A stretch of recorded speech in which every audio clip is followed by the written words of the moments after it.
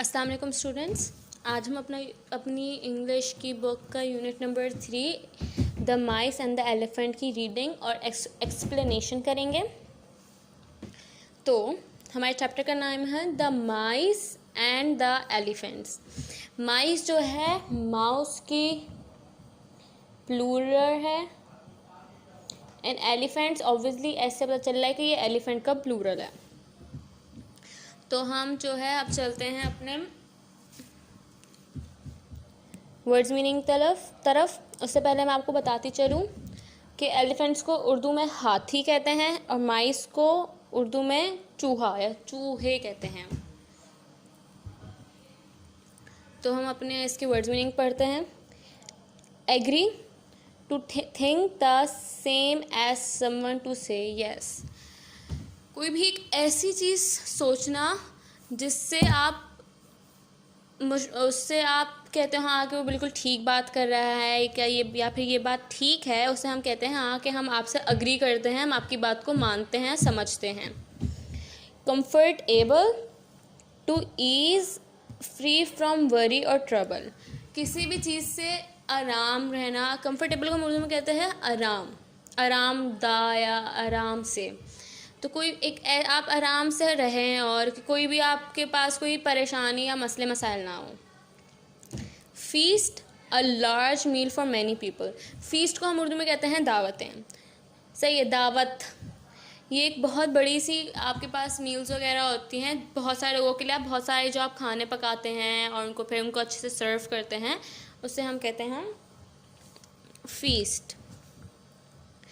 Festivals, a time of celebration, मतलब कि वो वक्त जो आप सेलिब्रेट करो, खुशियाँ मनाएं। फेस्टिवल्स को हम उर्दू में कहते हैं त्यौहार। अब हम आते हैं herd, a number of wild animals that stay together as one group. Herd हम कहते हैं झुंड को या ग्रोह को। ये वो जानवरों का ग्रोह होता है जो कि हर वक्त एक साथ रहते हैं, एक ही जगह पे रहते हैं, वो एक साथ जाते हो कहीं पे, एक साथ रहते हो। उनका उसमें एक बादशाह होता है या फिर एक बादशाह कह ले या एक लीडर होता है जो उनके उस पूरे हर्ड को चला रहा होता है, बाकी सारे उसके फॉलोअर्स होते हैं। हमारा नेक्स्ट वर्ड है वीक। वीक का मतलब होता है नॉट स्ट्रांग या फिर विदाउट एनर्जी। वीक मतलब कि कमज़ोर, वो चीज़ जिसके अंदर बिल्कुल ताकत ना हो या उसके अंदर बिल्कुल भी हिम्मत ना हो कोई भी काम करने की, उसे हम कहते हैं वीक। अब हम आ जाते हैं अपने नेक्स्ट उसमें, उसका वर्ड है होल। होल मतलब कि कंप्लीट, मतलब कि पूरा। कोई भी चीज़ जो आपके पास मुकम्मल तौर पर हो उसे आप कहते हैं कंप्लीट या होल। अब हम इसकी रीडिंग की तरफ आ जाते हैं। तो इसकी रीडिंग मैं आपको word by sentence by sentence पूरा समझा दूंगी आपको चैप्टर, या समझाऊंगी आपको chapter. Once upon a time a king lived in a fine stone palace.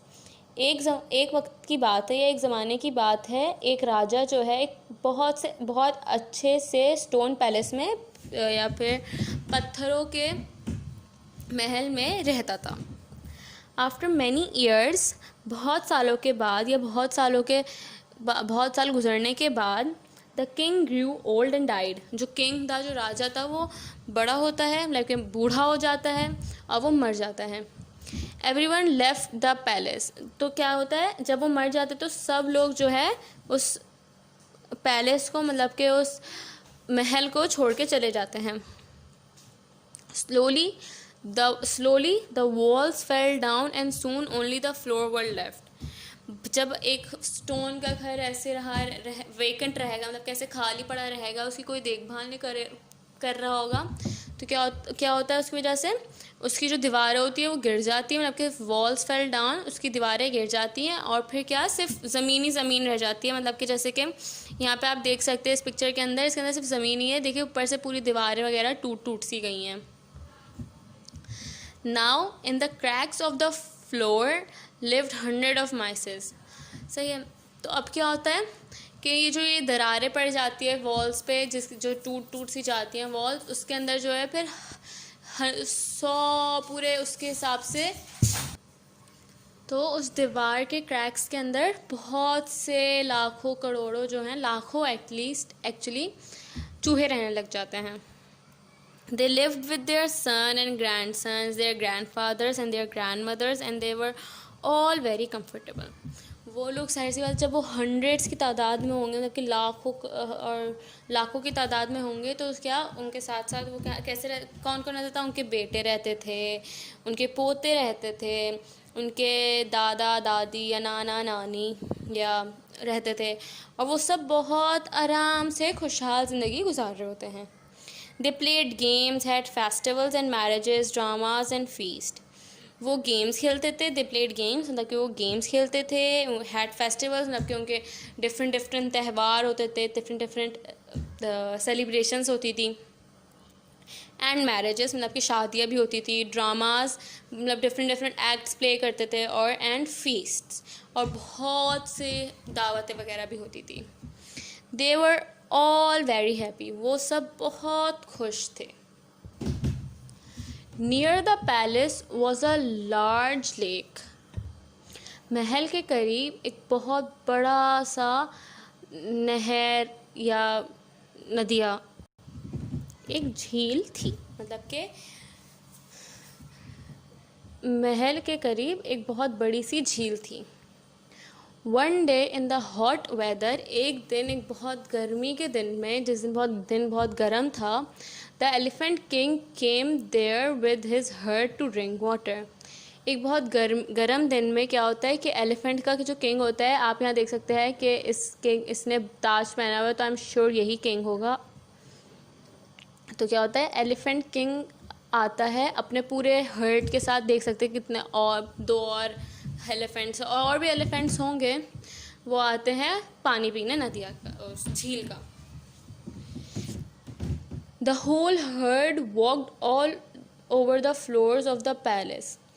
जो पूरा उनका हर्ड होता है, जो पूरा उनका ग्रोह होता है, पूरा इनका जो ग्रुप होता है, एक तरह से आप उसको ग्रुप भी कह सकते हैं, वो जो है पूरे फ्लोर्स पे चलते हैं पैलेस के, मतलब के महल के. They killed many of the माइस. इनके ऐसे पूरे फ्लोर पे चलने की वजह से क्या हो जाता है, बहुत से चूहे मर जाते हैं. जैसे तो चूहे तो छोटे छोटे से होते हैं और हाथ तो बड़े बड़े होते हैं, इसलिए. The mice are very sad. फिर जो चूहे होते हैं वो बहुत सैड हो जाते हैं, क्योंकि उनके इतने सारे जो है साथी या बाप बेटे माँ भाई को बहुत सारे लोग मर जाते हैं. They held a meeting. तो क्या वो फिर एक मीटिंग रखते हैं. These elephants will kill us all. ये सारे हाथी जो है हम सबको मार देंगे. They cried. वो रोने लगे. What should we do. हम क्या करें. मतलब कि उन्होंने एक मीटिंग रखी और फिर उसमें उन्होंने कहा कि अगर ऐसे ही चलता रहा और ऐसे ही हाथी इस गर्मी उसमें आते रहे, तो ये तो सारे हाथी हम लोग को मार देंगे. और वो सब रोने लगे और फिर रोते रोते उन्होंने कहा कि हमें क्या करना चाहिए. Some of the mice went to the elephants. उनमें से कुछ चूहे जो है हाथियों के पास गए. They said, oh friends, we live under the palace floors. वो कहते हैं कि ए मेरे दोस्त, ओ फ्रेंड्स मतलब के दोस्त, ए मेरे दोस्त, हम जो है इस महल की दीवारों के नीचे रहते हैं. If you walk over the floors on the way to the lake. अगर तुम ऐसे ही चलते चलते गए अपने, अगर तुम ऐसे ही चलोगे पैलेस के फ्लोर्स पे अपनी लेक की तरफ या अपनी झील की तरफ जाने के लिए, तो you will kill us all. तो तुम हम सबको मार डालोगे. Please go along another path. तो वो क्या कहते हैं, वो कहते हैं कि आप दूसरा रास्ता ले लें लेक तक आने के लिए. मतलब कि आप इस महल वाले रास्ते से ना आए, क्योंकि महल के रास्ते में जो फ्लोर्स हैं हम उसके नीचे रहते हैं और ऐसे हम मर जाएंगे. तो कहते हैं one day we may help you. तो कहते हैं कि हो सकता है फिर हम भी आपकी किसी दिन मदद करें. उनका अगर आप प्लीज़ दूसरे रास्ते में चले जाए, हो सकता है किसी दिन हम भी आपकी मदद में के लिए वो हो जाए. The elephant king and his herd listened to the mice and agreed to use another path. Elephant king और उसका जो ग्रुप था, जो उसका ग्रोह था, उन्होंने पूरे चूहों की बात सुनी और उन्होंने मान लिया कि हम दूसरे रास्ते से आएंगे. एलिफेंट्स अच्छे थे.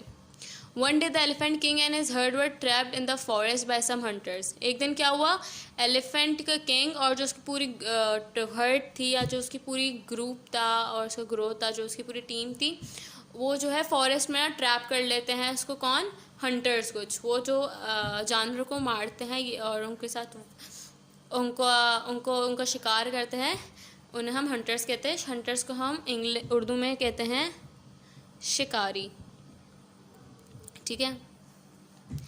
दे were tied up with ropes, वो क्या, उन्होंने क्या किया, उन्होंने हंटर्स जो ट्रैप कैसे किया था, उन्होंने हाथी जो थे वो जो है पूरे रस्सियों के अंदर जो है लिपटे हुए थे। Luckily one of the elephants escaped the trap, अच्छी किस्मत से क्या हुआ कि इनमें से एक हाथी जो है वो इन रोप से और इन ट्रैप से जो है ना बच जाता है। He ran through the forest, वो फॉरेस्ट की तरफ भागता है, and called the mice, और फिर वो चूहों को बुलाता है। Hundreds of them came to help the elephants, लाखों की तादाद में चूहे आ जाते हैं एलिफेंट्स की मदद करने। They bit through the ropes, वो क्या करते हैं, वो रोप्स को जो है कुतरने लग जाते हैं। And set the elephants free, और एलिफेंट्स को जो है रिहा कर देते हैं, मतलब कि उन रोप्स से उनको आज़ाद कर देते हैं। The elephants thank the mice, elephant जो है माइस को मतलब चूहों का शुक्रिया अदा करते हैं। And they remember the old saying, और फिर उनको एक बहुत पुरानी सी कहावत याद आ जाती है, make friends always make friends however strong और वीक। तो वो कहावत क्या है, वो सेइंग क्या है, दोस्त बनाओ, हमेशा दोस्त बनाओ, क्यों ना वो स्ट्रॉन्ग हो, मतलब कि क्यों ना वो ताकतवर हो, या फिर वीक हो, मतलब कि क्यों ना वो कमज़ोर ही हो। तो जो एक बहुत अच्छी बात है, हमें हमेशा दोस्त बनाने चाहिए, हमें हमेशा सबके साथ अच्छे से रहना चाहिए, क्यों ना वो आपसे ज़्यादा स्ट्रॉन्ग हो या फिर आपसे ज़्यादा वीक हो, आपसे वीक हो, आपको हमेशा उनके साथ अच्छे से रहना चाहिए और उनको अपना दोस्त बना के रखना चाहिए। तो स्टूडेंट्स, यहाँ तक हमने इस चैप्टर की कर ली है रीडिंग। अब हम इसके further question answers, words meaning और डिक्टेशन की तरफ जाएंगे। उससे पहले मैं आप सबको ये बता दूं कि आप लोगों का अपने चैप्टर का टाइटल पेज बनाना है। आप अपने चैप्टर का टाइटल पेज अच्छे से बनाएं। आप चाहे तो एलिफेंट्स और माइस भी बना सकते हैं, या तो आप चाहे आप उसको अच्छे से फ्लावर्स और बैलून से डेकोरेट कर लें, बट अपने टाइटल पेजेस अच्छे से बनाएं और अपना काम कंप्लीट रखें। और जो मैंने आपको अभी लास्ट चैप्टर पढ़ाया था, आप उसका भी अपना वर्क, मुझे उम्मीद है आप लोगों ने कंप्लीट कर लिया होगा। जी, तो स्टूडेंट्स, अब हम अपने फर्दर वर्ड्स मीनिंग और डिक्टेशन की तरफ आते हैं अपने chapter the mice and the elephant की। तो हम सबसे पहले वर्ड्स मीनिंग करते हैं। अग्री, टू से यस, राज़ी होना। कंफर्टेबल, एट ईज, आरामदा। फीस्ट, अ लार्ज मील, दावत। Festival, a time of civil celebration, त्यौहार। herd, a number of animal, घोल। weak, not strong, कमज़ोर। whole, complete, मुकम्मल। तो अब हम अपने डिक्टेशन की तरफ आते हैं। स्टूडेंट्स, आपको ये अपनी कॉपी में नोट डाउन करना है, क्योंकि आपको जो है आपके ये पेपर में पार्ट ले होते हैं। तो dictation, everyone, marriages, luckily, palace, dramas, forest, hundreds, feasts, thanked, grandsons, herd, however, comfortable, trapped, strong, festivals, hunter, weak। तो अब हम अपने क्वेश्चन आंसर की तरफ मूव ऑन करते हैं। जी, तो स्टूडेंट्स, अब हम अपने क्वेश्चन आंसर सॉल्व करेंगे। हमारा सबसे पहला क्वेश्चन है, why did everyone leave the palace, सब ने पैलेस क्यों छोड़ दिया था। Everyone left the palace as king grow old and died, सब ने पैलेस इसलिए छोड़ दिया था क्योंकि किंग जो है बूढ़े हो गए थे और वो मर गए थे। Who lived in the cracks of the floor, कौन रहता था वो जो दरारें थी फ्लोर के अंदर। Mice lived in the cracks of floors, चूहे जो थे वो रहते थे ज़मीन की दरारों पे। हमारा क्वेश्चन नंबर 3 है, Who agreed to use another path, किसने अग्री किया था कि वो दूसरा रास्ता अपना लें। The elephant agreed to use another path, जो एलिफेंट्स थे उन्होंने अग्री किया था कि वो दूसरा रास्ता अपना लें। What did the elephants remember, elephants को क्या याद आ गया था। The elephant remembered the saying, elephants को वो saying याद आ गई थी कि make friends, always make friends, however strong और वीक, दोस्त बनाओ, हमेशा दोस्त बनाओ, क्यों ना वो ताकतवर हो या फिर कमज़ोर। तो हमारा क्वेश्चन नंबर 2 है, say whether the following statements are true और फॉल्स। तो अब हम अपनी उसकी तरफ बढ़ते हैं कि हमारे स्टेटमेंट्स ट्रू है या फिर false. The king was very kind to the elephants, जो किंग था वो बहुत काइंड था एलिफेंट से। तो ये तो फॉल्स है, क्योंकि किंग जो है वो एलिफेंट से मिला ही नहीं था। The mice did not help any one, चूहों ने जो है किसी की भी मदद नहीं की थी। ये भी फॉल्स है, क्योंकि चूहों ने जो है एलिफेंट्स की मदद की थी। The elephants thank the mice, elephant ने जो है चूहों का शुक्रिया अदा किया था। तो ये बिल्कुल ठीक है, क्योंकि एलिफेंट्स ने किया था शुक्रिया चूहों का। The herd decided to go another way, जो हर्ड था, जो उनका पूरा जानवरों का ग्रुप था, उन्होंने ये डिसाइड किया था कि वो दूसरे रास्ते जाएंगे। तो ये भी ठीक है। The palace was made of BRICS, palace जो है ब्रिक्स से बना हुआ था। तो ये गलत है, इन्होंने हमें बताया ही नहीं कि पैलेस किस चीज़ से बना हुआ था। जी, तो स्टूडेंट्स अब हम अपनी नेक्स्ट एक्सरसाइज की तरफ मूव ऑन करेंगे, जो है put the sentences in the correct order. तो हमारा पहला सेंटेंस है, the mice went to talk to the elephants. B, the elephants were caught in a trap. C, the king died. D, the mice bit through the ropes of the trap. The palace walls fell down. One elephant called the mice. The elephants killed some mice. The mice held a meeting. तो अब हमें इनको correct order की तरफ इनको fill करना है। तुम्हारा सबसे पहला तो यही है कि जी, तो अगर हम अपने इसको एक फर्दर सही से पढ़ेंगे तो सबसे पहले हमारे पोइम में वीडियो चैप्टर में क्या आया था, सबसे पहले हमें बताया गया था द किंग डाइड। तो हमारा नंबर 1 क्या हो जाएगा, सी। फिर हमें बताया था द पैलेस फेल डाउन, ई था हमारा कि जो हमारा जब किंग मर गए थे तो सारे जो उसके अंदर के लोग थे वो चले गए थे, तो फिर पैलेस जो है बहुत ख़राब हो गया था, वो गिर गया था। तो ई 2 है। फिर हमारा था कि वहाँ पे चूहे रहते थे, वो एंजॉय करते थे वहीं पे। एक दिन बहुत गर्मी वाले दिन में एलिफेंट्स जो है लेक रिवर का पानी पीने जा रहे थे, तो जब वो पैलेस की वॉल्स फ्लोर्स पे चले तो दे किल्ड सम माइस। तुम्हारा जी हो गया 3rd। आई एम श्योर आप लोगों को दिख रहा होगा। फिर अब हम देखेंगे तो क्या हुआ था, the mice held a meeting, मतलब कि उन्होंने जाके पे उनसे बात की थी और फिर उन लोगों ने एक पहले मीटिंग रखी थी कि हमें क्या करना चाहिए। तो हमारे पास एच हो गया हमारा 4। फिर अब हम यहाँ देखते हैं the mice went to talk to the elephants, उन्होंने जब मीटिंग रखी तो फिर उन्होंने जाके फिर एलिफेंट से बात की। तो ये हो गया हमारा नंबर 5। फिर उन लोगों ने कहा the elephants were caught in a trap, नहीं। The mice were through the ropes, one elephant called the mice, नहीं। तो फिर हमारा बी क्या हो जाएगा, हमारा बी जो है 6th हो जाएगा, the elephants cot in a trap, जो एलिफेंट्स थे वो एक ट्रैप के अंदर आ गए थे। मतलब कि जब उन लोगों ने कहा हाँ ठीक है, फिर हंटर्स ने जो है एलिफेंट्स को एक ट्रैप में बंद कर दिया था। तो हमारा 6th हो जाएगा, elephants were caught in a trap. फिर हमारा है वन एलिफेंट्स कॉल्ड द माइस, एक एलिफेंट ने जाकर जो हंटर से बच गया था उसने जाके माइस को बुलाया।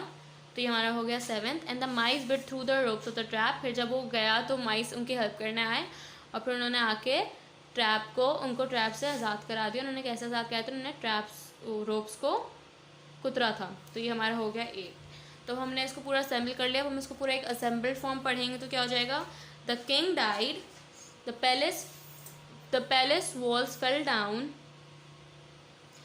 the elephants killed some mice, the mice held a meeting, the mice went to talk to the elephants, the elephants were caught in a trap, one elephant called the mice bit through the ropes of the trap। तो ये हमारा पूरा हम लोगों ने इसको कर लिया है असेंबल। अब अपनी नेक्स्ट एक्सरसाइज की तरफ मूव ऑन करते हैं। जी, तो हमारी एक्सरसाइज बी का क्वेश्चन नंबर 1 है, complete the following sentences in your own words. अपने जो फॉलोइंग से ये जो फॉलोइंग 4 सेंटेंसेस है इन्हें आपको अपने ओन वर्ड्स में फिल करना है। तो हमारा ए है the elephant king wanted.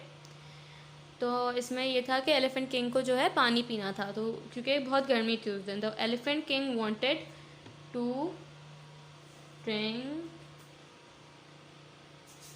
Water. Elephant king क्या चाहता था? वो पानी पीना चाहता था।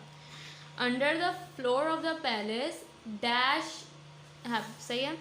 तो उसमें क्या है? Under the floor of the palace live hundreds of माइस।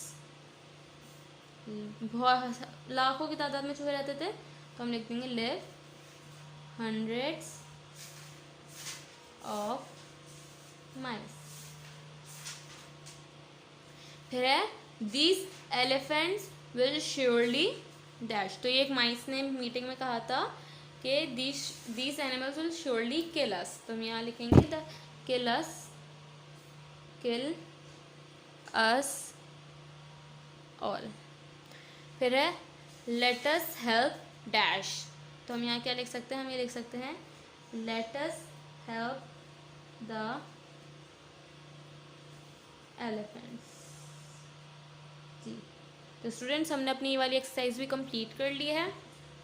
अब हम अपनी नेक्स्ट एक्सरसाइज की तरफ मूव ऑन करेंगे। जी, तो हमारी नेक्स्ट एक्सरसाइज है use the underline word in following of your use the underline word in sentences of your own. तो यहाँ पे कुछ सेंटेंसेस हैं, उनमें कुछ वर्ड्स अंडरलाइन हुए हुए जो कि हैं फ्रेजेस। अब या फिर आप इनको एक कोई भी वर्ड कह लें, तो आपको इनके खुद सेंटेंसेस बनाने हैं। तो मैं ये बना चुकी हूँ, आपको अपनी कॉपी में नोट डाउन करना है। हमारा सबसे पहला है please come away from the fire. जी, हमारा सेकंड है I am going to call at the post office. C है don't blow out the candle, the elephants could not get away.